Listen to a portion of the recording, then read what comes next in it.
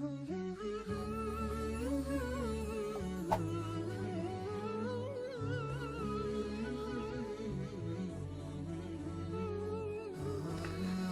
عليكم. الحمد لله والصلاة والسلام على رسول الله وعلى آله وصحبه ومن والاه.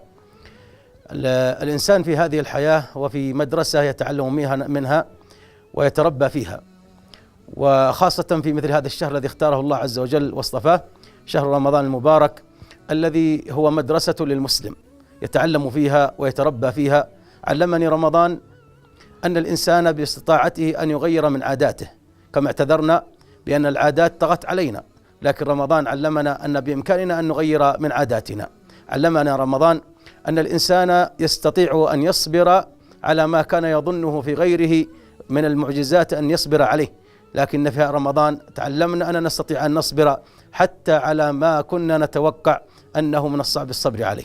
في رمضان تعلمنا أن العزيمة والهمة الصادقة هي التي تدفع العبد إلى العمل الصالح والطاعة، فكم رأينا ممن ظاهره العجز وظاهره الكبر في السن، ومع ذلك يفعل ما لا يفعله الشباب لما صلحت نياتهم وقويت عزائمهم.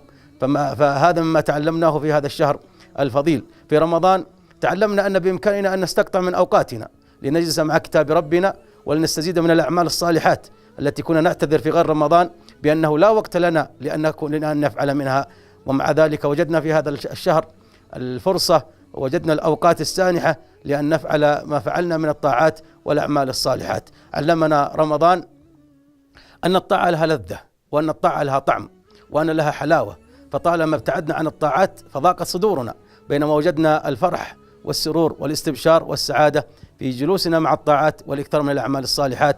فحري بنا أن نتعلم من رمضان وأن نستفيد من هذا الشهر المبارك وهذا الموسم العظيم. أسأل الله أن يجعلنا وإياكم ممن ينتفع به ويتعلم منه، وصلى الله وسلم على نبينا محمد وعلى آله وصحبه أجمعين.